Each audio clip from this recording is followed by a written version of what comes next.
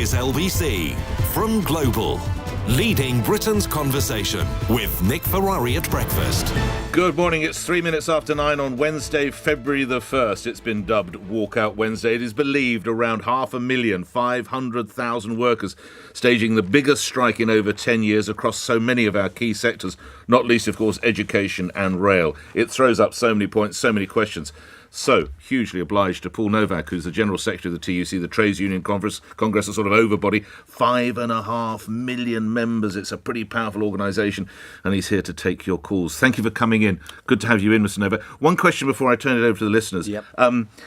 In the last week or so, you won't need reminding, the FBU, the Fire Brigade Union, look like they might be moving now. First time in, I think, in 20 years to industrial action. Can I put it to you, unless some kind of resolution is brought forward by the government, we might be looking at another day like this in a month or so's time with even more workers involved. What's the reality of that? Yeah, I think that's a very real prospect, Nick, and it's actually it's the last thing that firefighters would want, that paramedics would want, that teachers would want. We want the government to come to the table and talk to us seriously about pay and deliver a fair pay rise for public sector workers. I mean, you've just had the item on about Rishi Sunak's first 100 days. I can tell you one thing he hasn't done in that 100 days is meet me or any other trade union leader. There's been no meeting between you or any of your senior colleagues and the PM? There hasn't been one single trade union leader that's met the Prime Minister. Not one single trade union leader has met Jeremy Hunt, the Chancellor. Have you sought a meeting, Mr. We certainly have. I mean, the first thing I did when I took over this job 3 weeks ago, it feels like 3 years ago, but when I took over this job 3 weeks ago... Don't tell me you had hair 3 weeks ago, for God's sake, Paul. I am the only one in my family that does suffer from baldness. That maybe tells you something about the job. But the first thing I did was write to Rishi Sunak and say, we need to sit down and talk about pay.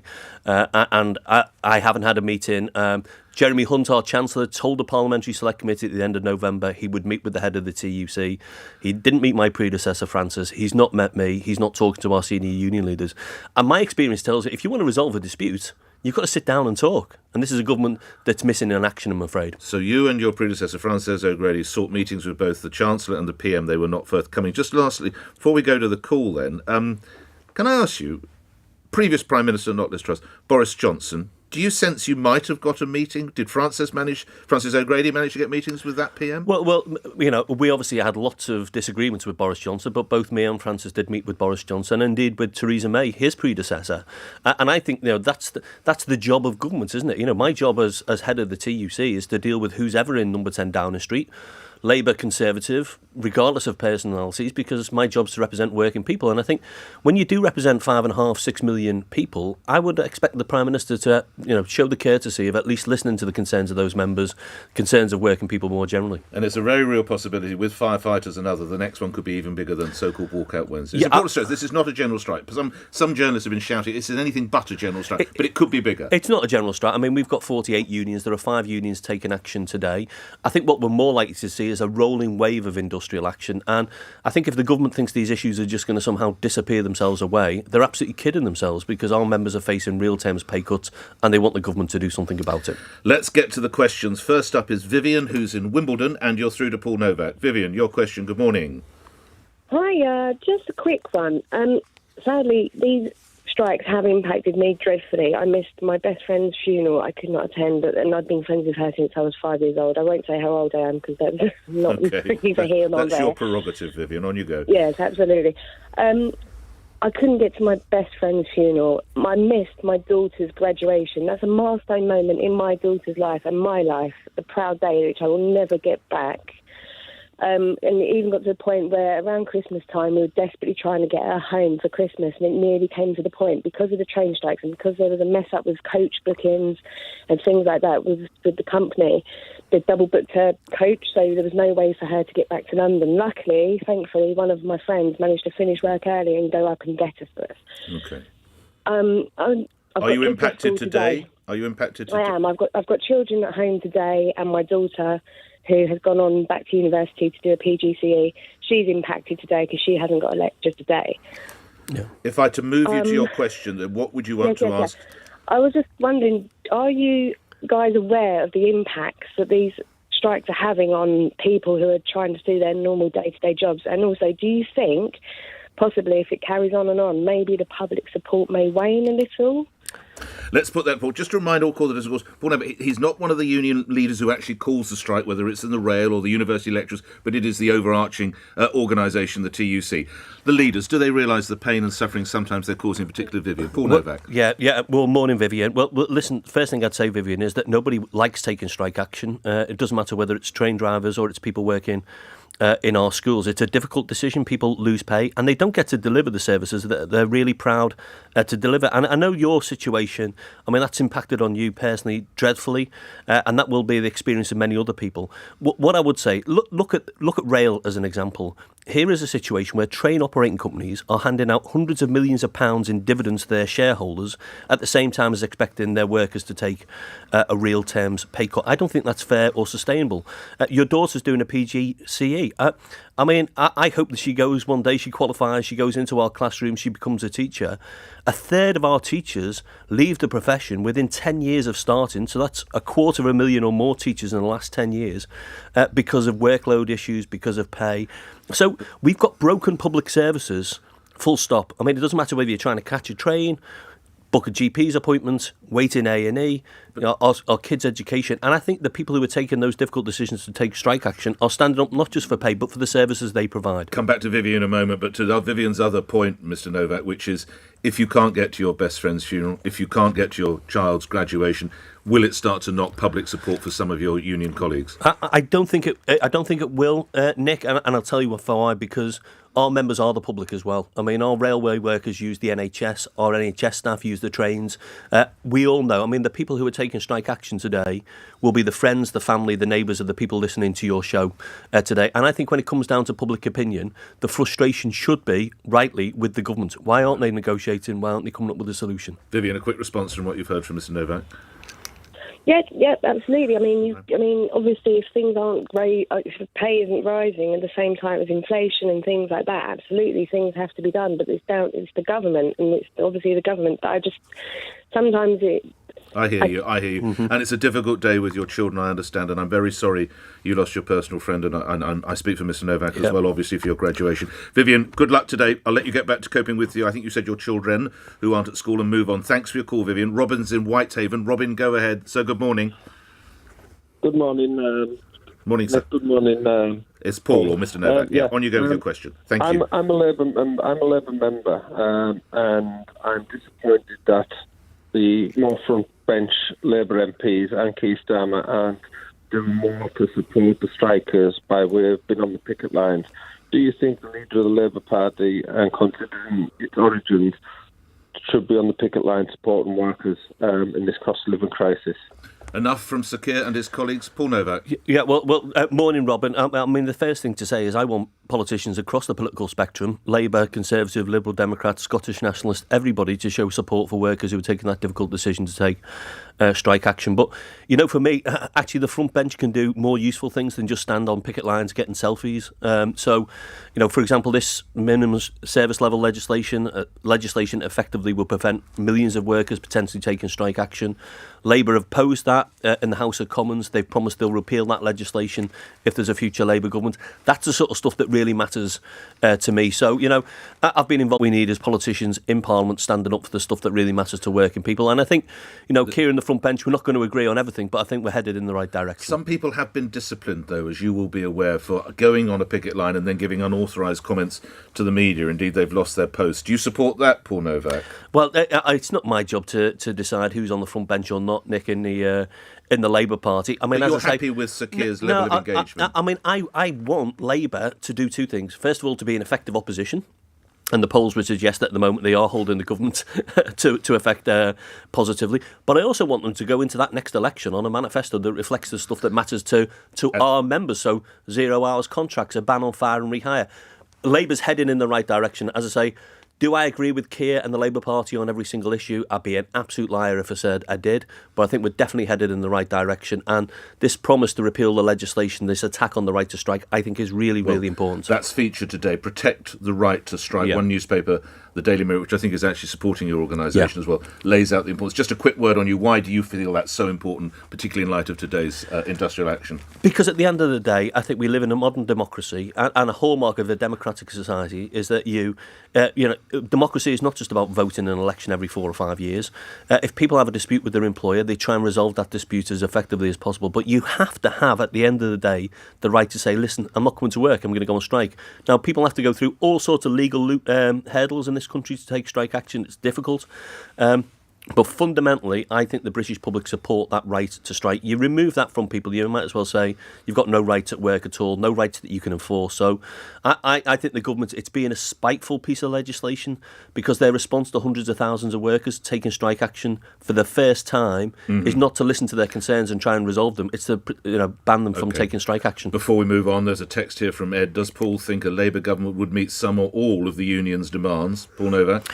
I'm not sure in terms of what you mean by demands, Ed, but I mean on pay, I think we'd be having a far more constructive conversation. And as I say, on stuff beyond pay, so a ban on fire and rehire, a ban on 0 hours contracts, union rights to access the workplace, new fair pay agreements in sectors like social care where insecure work and low pay is endemic.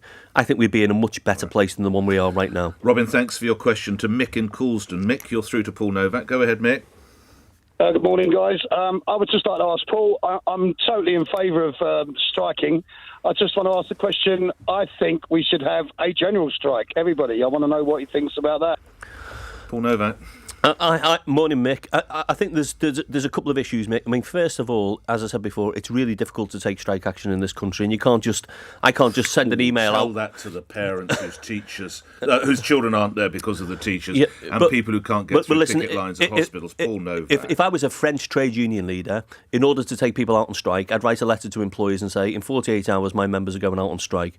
In this country, you have to have a legitimate trade dispute. You have to give notice to the employer that you're going to take a strike ballot. You have to ballot members by post. Then you have to notify the employer that you're going to take strike action. It's very difficult. Teachers, I read in France, as you mentioned it, Paul Nowak, teachers must give schools 48 hours notice of walkouts, meaning unions there cannot cause disruption they are trying to impose in Britain, and they have to say whether they're going to be in their classrooms. Yeah. Do you support the fact that some NEU teachers, we understand, have not told their bosses or their head teachers whether or not they're at work today? Do you support that? I do, because we've got a completely different framework of law, Nick, and I'll tell you why I do, because there's a real danger that if individuals identify themselves to the employer that I am going to be taking strike action, they could be singled out, they could be victimised. This happens, we know, right across the economy. So in France, they literally, all they do is give that 48 hours notice. It takes months for people to take industrial action in this country.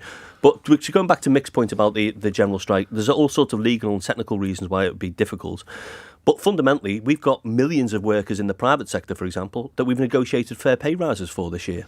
That their employer has said, yeah, there's a cost of living crisis, we need to do something to support our staff. Now, we can't ask those staff to take industrial action on pay because they've resolved that issue with their employer. So I get where you're coming from, Mick, and I think my job is not to sort of talk about the grand gesture of the general strike, to say where workers are taking that difficult decision to take strike action, I'll support them as effectively as possible, we'll coordinate it and hopefully make sure that government listens to their voice. Mick, thank you. On the subject of coordination, Mr Nowak, Dr Mary Bowstead, who, I'll just remind my listeners, is Joint General Secretary of the Teachers' Union, the one with the industrial action, the NEU, has said the union did not coordinate strike action today with other unions.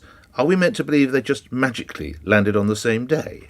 Well, I mean, our unions are always talking to each other, Nick, and you'll know that there are some teaching unions that aren't taking strike action today because they didn't pass those very difficult ballot thresholds I was talking about. I think what we've seen today is 5 unions that have. This was the TUC's Protect the Right to Strike Day, and they've used that day to amplify their voices and coordinated the action. Well, I don't think Mary's been on the phone to Mick Whelan and Aslef and say if we all come out on February 1st, that'd be a great idea. That definitely hasn't happened. But I think workers have seen an opportunity to use today to amplify their voices. And hopefully, and this is the key thing, Nick, to get government to listen to them. And not just listen to them, say, you know what, why don't we do the sensible thing? Let's sit round the table and negotiate. And I go right back to what I said a few minutes ago. I just find it bizarre that the Prime Minister and the Chancellor are missing in action and have refused to sit round the table. How else do they think these things are going to get sorted? And just finally on that other point, talk about missing in action. We hear from teachers, and I'm sure it's right, that their interests are the pupils and the children that they look after, our most valued possession. and yet you have a teacher who doesn't say last night whether he or she is going to be in class, so her boss doesn't know what we're going to do with 30 pupils because we don't know whether Mr. Nowak or Mr. Ferrari, the form teachers, and you still support that, even with the well-being of the pupils. I do support that, and I support it because I know that workers will have real worries about being pressurised to come into work, victimised for not coming into work. I know this from other sectors of the economy where employers have tried to turn the screw on people taking their legitimate right to take industrial action. As I say, Nick, I have got a list, literally, I've just tweeted it, a list of 30-odd countries, trade union movements from around the world who've tweeted their support for the right to strike, because the framework of law we've got in this country would make turn people's toes in other countries. Have you been inconvenienced? Do you mind asking, have you got children who should be at school today, or you don't have children? I'm in a slightly different situation because my eldest son is actually today my middle son is taking strike action for the first time ever. He's a civil servant. Oh, right. My wife works in a university. She'll be taking industrial action. Yeah. But I have been in that situation when my kids were younger where it's been difficult. And I'm not going to hide from the fact that it's difficult, but I do ultimately respect teachers and everybody else having that right to withdraw the labour. You're going to see your boy on the picket line later? I think he'd be mortified if I turned up on a picket line, to be honest. And he's not in London, so the last thing he needs is Dad turning up, I'm sure. Right. Let's get another call in. Boys always want to see their dads, I assure you, Paul. John's in Guildford. You're on the radio, John. Good morning. Your question. I would like to ask, your guest is saying that people don't sit down to negotiate. I would ask, what is the point of negotiation when all the trade unions particularly do is sit there and say no? It is non-negotiable. Just to clarify, John, in what way do they say it's non-negotiable to have driver-only trains? What is the point of sitting down with somebody who's going to say no? OK, this is something very much to do with the RMT dispute that you'll be aware about, and there are concerns by the union as regards passenger safety and well-being, that there should be guards on trains and that driverless trains are dangerous. Others point to services such as South East London, where you had driver-only trains and no guards and whatever it might be. John's saying, if they're going to be that difficult, why sit down? Paul Nowak. Well, maybe pick up that specific point, John, but then a broader point about sitting down and negotiating. Listen, the government threw in that clause on driver-only operation at the last minute. It wasn't a feature of the negotiations between the RMT and Network Rail or the Rail Delivery Group. The government threw that in because they knew it would scupper a deal. And the reality is, you couldn't even deliver, even if you thought it was a good idea.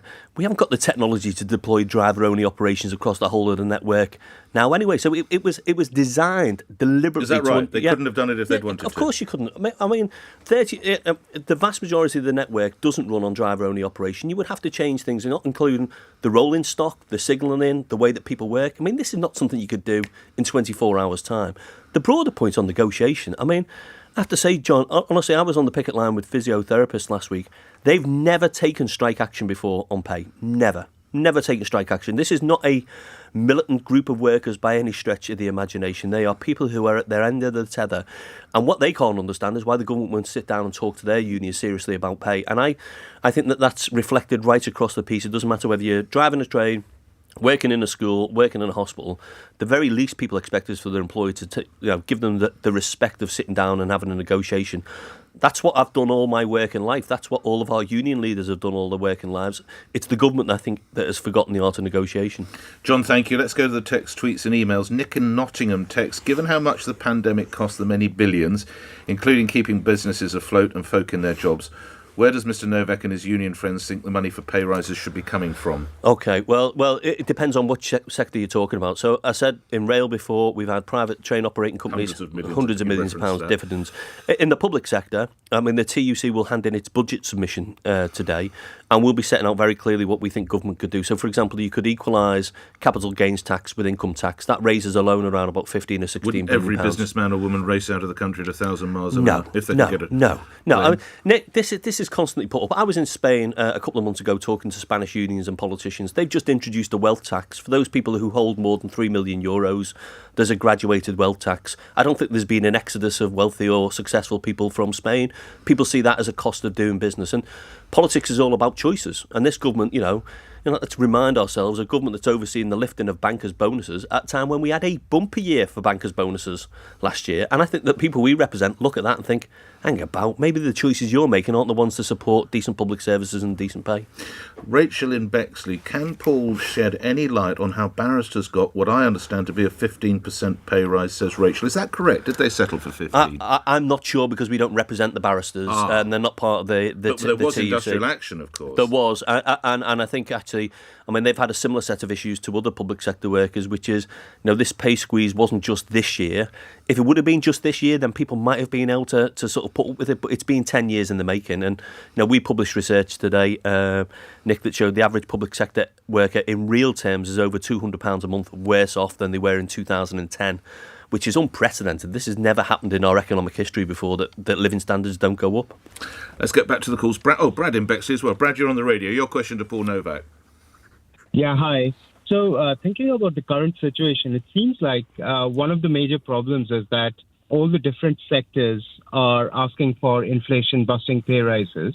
Now, clearly, that's a bit difficult because we're not growing. The economy is not growing at 10% or whatever the inflation rate is. So my question is there some way we can prioritize? Because in my experience, some sectors are striking for the first time, like you were just saying, and then there are other sectors who seem to be continually striking and getting better terms every time. So is there a way we can prioritize and say that these are the sectors we prioritize just for this time? Let's put that. I mean, it's one of those things I think that sort of makes sense on paper, but you'd need the wisdom of Solomon to actually. Yeah. I wouldn't want to put it into place, but I'm not the leader of the TUC. Paul Nowak. Hiya, Brad. Morning. I mean, first of all, just to say, Brad, there's absolutely no evidence at all that it's wages that are driving inflation in this country. It's not the pay of supermarket workers or NHS workers or care workers or train drivers or anyone else that's driving inflation. Don't take my word for it. Rishi Sunak, when he was our Chancellor, said that was the case.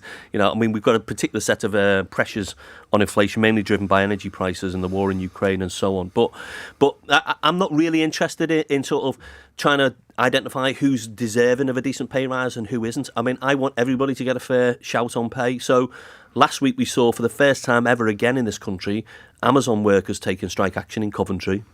People on £10. Are they part of a union that's a Yeah. £10.50 an hour, subject to a whole range of sort of intrusive monitoring and surveillance in a even when they want a toilet break, I understand. Yeah, absolutely.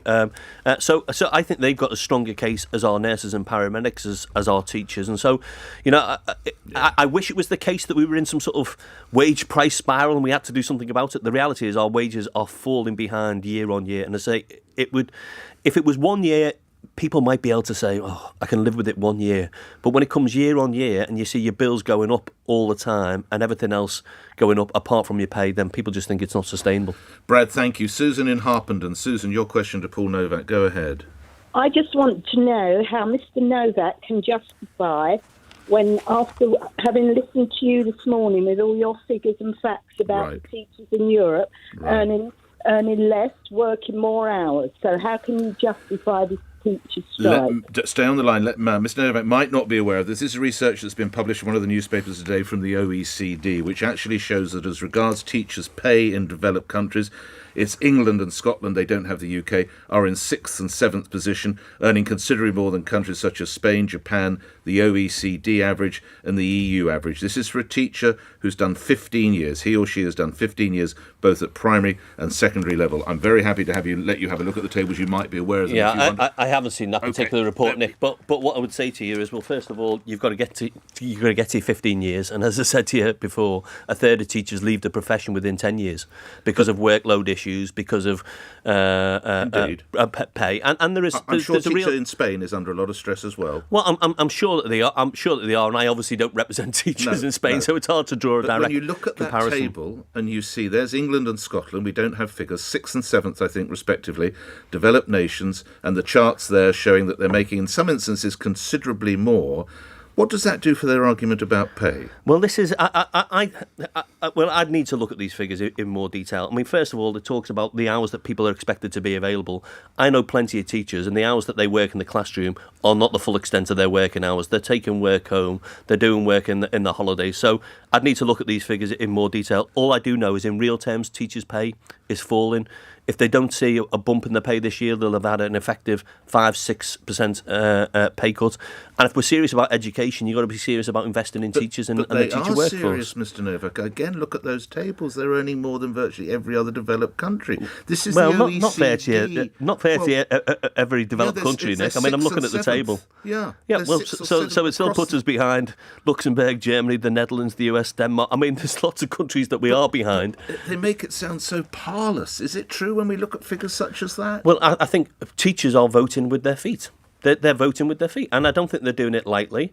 And I think we should all be concerned when we have people leaving a profession that we know is going to be essential to the future of our, the success of our nation and going forward, the education of our kids. They're voting with their feet. So, if you're a teacher in Liverpool or Leeds or London, you're not really interested in how does my pay compare to a teacher in Germany, the Netherlands or Japan. What you're interested in is what you take home every single month, and if it's going down in real terms, that's a problem. Last couple of minutes together. Just stay, you won't be surprised, Mr. Novak, it is teachers that's getting a lot of questions. Yeah. Chris in Kent. How can teachers and even Paul Nowak expect to keep credibility? They're putting their own pay above their future for children, and this is a cohort of young people who've had to endure COVID and some year have not had the right level of tuition, and some university students have hardly seen their lecturers face to face. Quite a long question. Paul Nowak. Yeah, I mean, I just think that there's this sort of false distinction being drawn between the paying conditions of our teachers and the experience of education, because at the end of the day, we need well-rewarded, professionally sort of satisfied teachers to be able to deliver the quality of education that we want. And I wish that I'm sorry, I didn't catch the name of it. That was Chris in Kent. Yeah, Chris in Kent. Chris, this government notoriously didn't provide the funding that their own advisors said they needed to provide to make up that backlog in kids' education that we all went through because of the pandemic. So, to turn fire on teachers who day in, day out are doing their best to sort of teach our kids, I think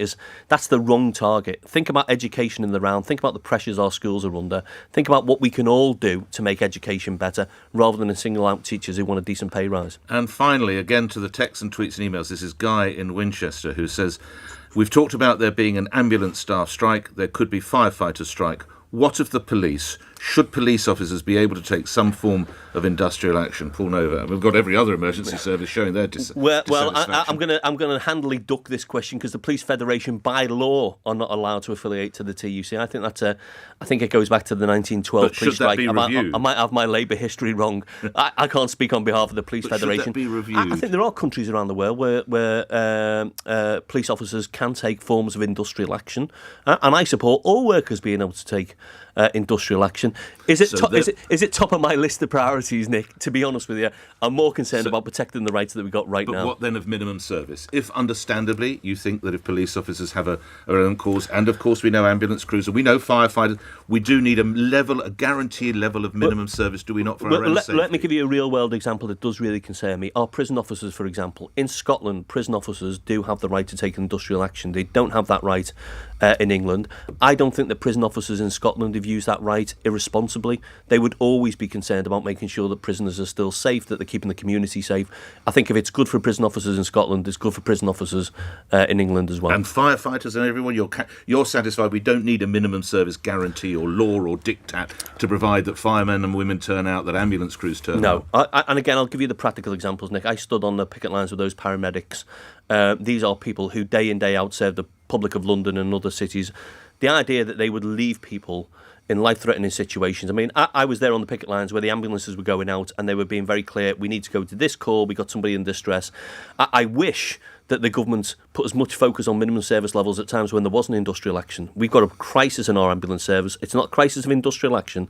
It's a crisis of of leadership from our government and investment in the NHS. And later today you have something planned. I think you're headed eventually to Downing Street. Just in a sentence or two, tell the listeners what you're hoping to effect today. Well, I'm hoping the government will listen to us, that they'll pull back their attacks on the right to strike, that they'll deliver a pay rise for public sector workers. And at the end of the day, I'm going in there with 250,000 signatures to Downing Street. There are 500,000 people taking industrial action today. There'll be people at 80 events up and down the country. Let's hope the government listens to us. Grateful for your time. Thanks for appearing here. Paul Thank Nowak, you. who's of course the General Secretary of the TUC, appearing on LBC 9:32 News Headlines.